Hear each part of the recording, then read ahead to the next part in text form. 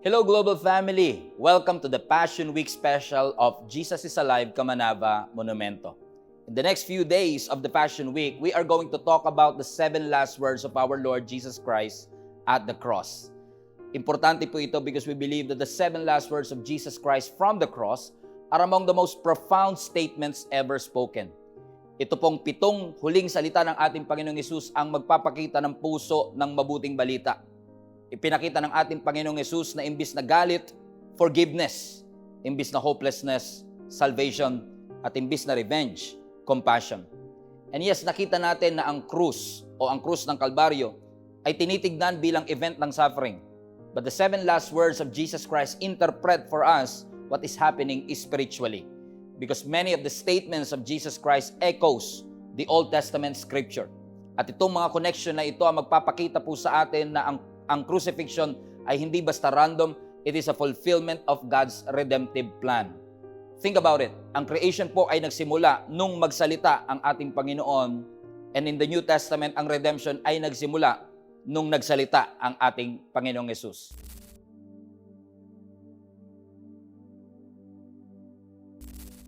Ang panglima sa 7 huling salita ng ating Panginoong Hesus ay yung katagang nauuhaw ako.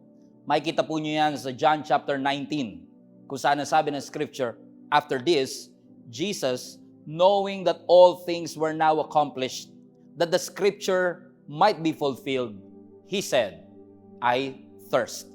Ito po ang pinakamaiksing statement ng ating Panginoong Hesus mula doon sa krus ng Kalbaryo, and yet we believe it carries a deep theological meaning. Kung mapapansin ninyo, yung pang-apat na salita ng ating Panginoong Hesus is all about His spiritual suffering. My God, why have you forsaken me? But this time, yung pang-5 salita ng ating Panginoong Hesus reveals His physical suffering. It reminded each and every one of us that the cross and that pain, that agony was not theoretical. It was painfully real. Totoong nasaktan, totoong nahirapan ng ating Panginoong Hesus. At ang statement na ito ang mag-highlight sa bawat isa sa atin ng humanity ng ating Panginoong Hesus. Na ang ating Panginoon is not a distant God pretending to suffer. He experienced the reality of pain. He experienced the reality of suffering and agony. It is a proof that Christianity is not just about a God from heaven na nagdemand lang sa atin ng perfection at righteousness. It is a proof that Christianity is all about our God who came down from heaven for us. Pero look at this. Earlier in Jesus' ministry, sinabi po niya sa John chapter 7 verse 37 that on the last day, He said, the great day of the feast, Jesus stood out, cried out, saying, if anyone thirst, let him come to me and drink. Now think about this. Earlier in His ministry, pinepresent ng ating Panginoon ang kanyang sarili bilang source ng living water. And yet at the cross, yung source ng living water, nauhaw. Yung lumikha ng karagatan, nagsasabing, nauuhaw ako. Yung Diyos na lumikha ng ulan, ng ilog, ng dagat, ay now naghahangad ng konting patak ng tubig. The one who satisfies the spiritual thirst of humanity is now experiencing thirst himself. It is a proof that indeed, He absorbed the curse of sin. Na ang ating Panginoong Hesus ay nagsuffer physically. And now, because of Jesus Christ, because He suffered at the cross, we can now approach Him knowing na ang Diyos natin ay nakakaintindi ng ating sakit at nararamdaman. Why? Because Jesus Christ experienced it Himself. And when the soldiers heard that statement nung sinabi ni Jesus na ako'y nauuhaw, ang sabi ng verse 29, now a vessel full of sour wine was sitting there, and they filled a sponge with sour wine, putting it in hyssop, and put it on His mouth. Now, yung sour wine na yan, o suka, o vinegar, is actually not a random detail. We still believe that this is actually a fulfillment of a messianic prophecy found in Psalms chapter 69, verse 21. Ang sabi po ng scripture, they also gave me gall for my food. For my thirst, they gave me vinegar to drink. Na yung Psalm 69 po ay nagdi-describe ng suffering ng isang matuwid na na-reject at hinamak. At si John, hinighlight po niya doon sa John chapter 19, yung moment kung saan ipinakita nung ang ating Panginoong Hesus ay na-crucify, yung nangyayari na yon is actually unfolding exactly as the scripture predicted. Now, very interesting po ito sapagkat yung sour wine is actually considered a cheap drink. Ibig sabihin, ito po yung pinakamababang quality ng inumin na available at that point. At it is interesting na yung sour wine that represents to be the lowest quality of drink is actually a symbolism of our sin. Na yung vinegar na yan is representing the bitterness of our sin. Na ang hari ng mga hari mismo ay inoperan ng inumin na pinakamababang quality.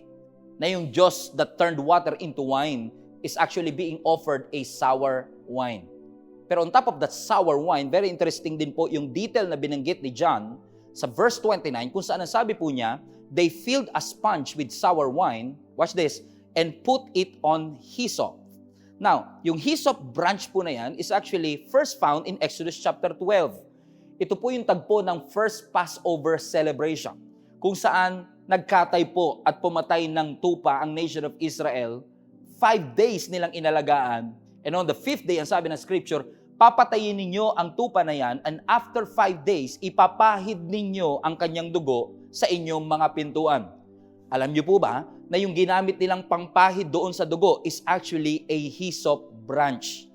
At ang hyssop branch is usually associated with atonement and cleansing.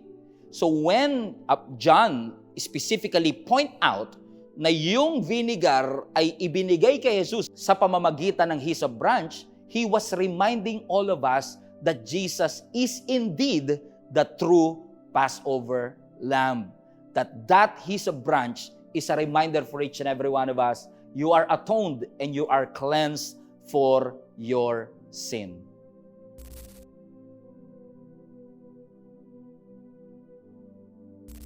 Ang pang-anim sa 7 huling salita ng ating Panginoong Hesus ay ang katagang, it is finished.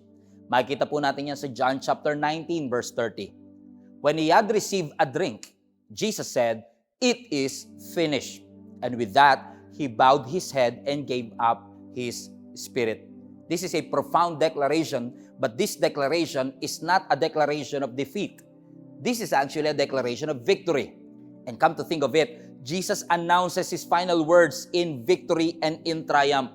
Meaning, ang krus ng Kalbaryo po ay hindi katapusan ng kanyang misyon.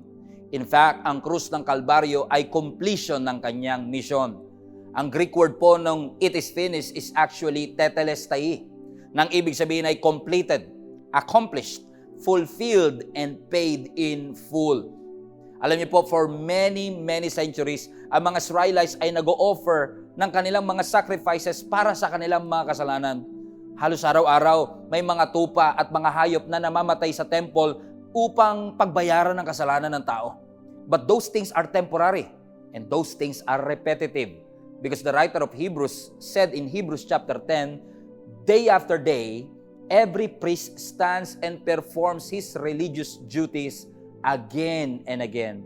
And he offers the same sacrifices which can never take away sins.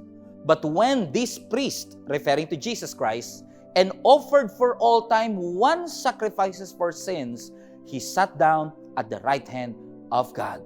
Meaning, when Jesus said, it is finished, he is declaring that the entire sacrificial system has reached its final fulfillment. Yung shadow na sacrificial system is now over. It's ended because the reality had arrived. In fact, yung salitang tetelestai ay madalas pong sinusulat sa mga resibo noong unang panahon.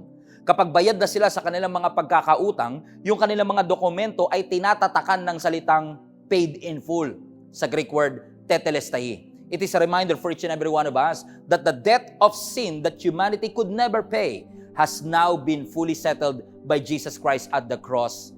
Ang sabi ng relihiyon sa atin, let's work harder. But the cross is saying, it is finished. A reminder for each and every one of us that salvation is not something that we complete. Hindi sinabi ni Jesus Christ, sinimulan ko na, kayo na tumapos. Hindi po. Ang sabi ng Scripture, it is accomplished. It is settled. It is finished. So believers of Jesus Christ, do not fear the judgment Because we know that the penalty has already been paid and carried by our Lord Jesus Christ. Wala ka nang pwedeng idagdag sa krus ng Kalbaryo sapagkat si Jesus na mismo ang nagsabi, it is done. It is finished. Kahit anong religious effort, ritual, o achievement, it cannot improve what Jesus Christ has already completed. So when Jesus said, it is finished and it is done, He was saying, the power of sin in your life is broken. Meaning, when you place your faith in Jesus Christ, your faith doesn't finish the work, but your faith receives the finished work of our Lord Jesus Christ.